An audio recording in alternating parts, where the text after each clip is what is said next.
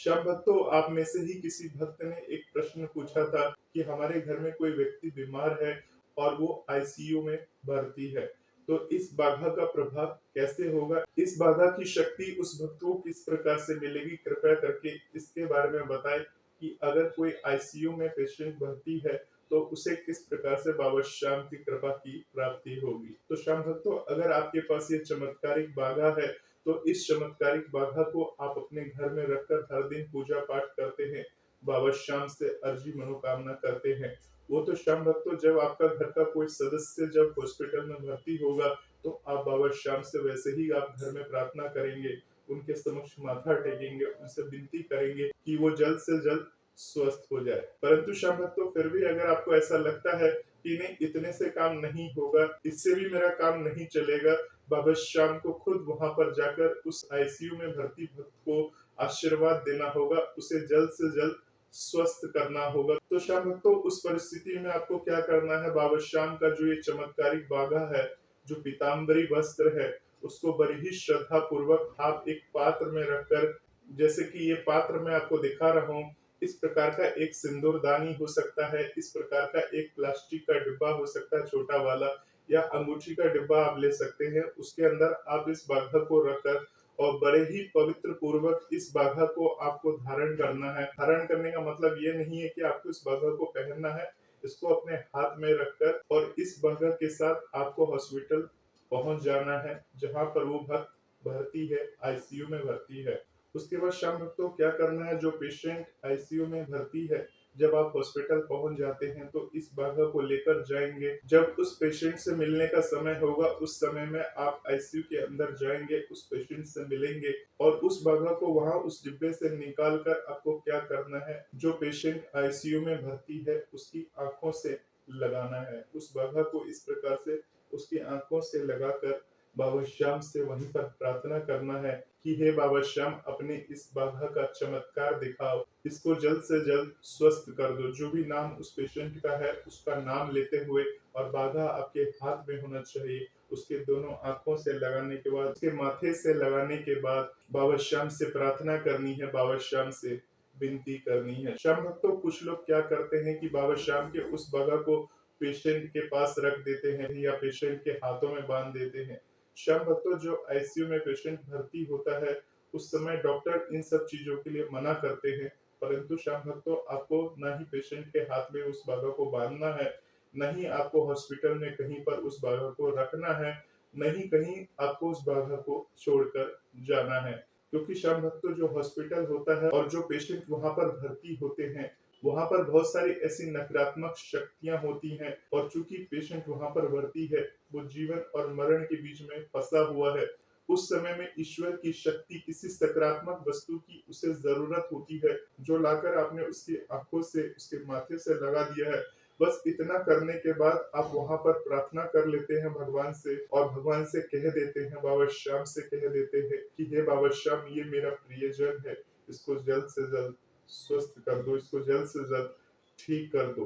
तो श्याम भक्तों, यकीन मानेंगे, अगर बाबा श्याम की असीम कृपा हुई, बाबा श्याम का आशीर्वाद हुआ, तो आपका जो वो प्रियजन है जो आईसीयू में भर्ती है, वो जल्द से जल्द स्वस्थ हो जाएगा। श्याम भक्तों, इतना करने के बाद आपको वापस से उस बाघा को उसी डिब्बे में रख देना है, यानी जहां अपने घर में आप पूजा करते थे, उस जगह में आपको वापस से रख कर बाबा श्याम को धन्यवाद कहना है, बाबा श्याम से प्रार्थना करना है कि हे बाबा श्याम, उसे जल्द से जल्द स्वस्थ कर देना। तो श्याम भक्तों, इस बाघा का इतना बड़ा प्रभाव है कि आपके साथ चमत्कार होगा ही होगा, और आपके काम बनेंगे ही बनेंगे। श्याम भक्तों, ये तो मैंने एक तरीका बताया। इसी प्रकार से श्याम भक्तों, अगर आपके घर में कोई सदस्य बीमार हो जाता है, कोई प्रॉब्लम में फंस जाता है, तो श्याम भक्तों, वो तो घर के अंदर ही है, और आपके घर के अंदर ही, आपके घर के मंदिर में बाबा श्याम का वो पवित्र बागा है। तो आपको ये सब करने की कोई जरूरत नहीं है, क्योंकि बाबा श्याम की कृपा अपरंपार है। बाबा श्याम सब कुछ जानते हैं, बाबा श्याम सब कुछ देखते हैं। श्याम भक्तों, इस प्रकार से बाबा श्याम के उस बाधा की महिमा बनती है, बाबा श्याम की कृपा बनती है। तो श्याम भक्तों, भरोसा बनाए रखे, बाबा श्याम के इस बाधा का चमत्कार को अनुभव आप खुद ब खुद महसूस करेंगे, ऐसी बाबा श्याम की कृपा है। अब श्याम भक्तों, आप में से बहुत सारे ऐसे भक्त होंगे जिनके पास बाबा श्याम का ये बाधा नहीं है। वो क्या करेंगे, वो कैसे करेंगे। तो श्याम भक्तों, इसके लिए भी मैं आपको एक बात बता देता हूँ। अगर आपको ऐसा लगता है श्याम भक्तों, अगर आपके पास बाघा नहीं है और आप चाहते हैं जो आपका प्रियजन हॉस्पिटल में भर्ती है, जो जीवन मरण के बीच में पड़ा हुआ है और वो जल्द से जल्द स्वस्थ हो जाए, तो आपको क्या करना है?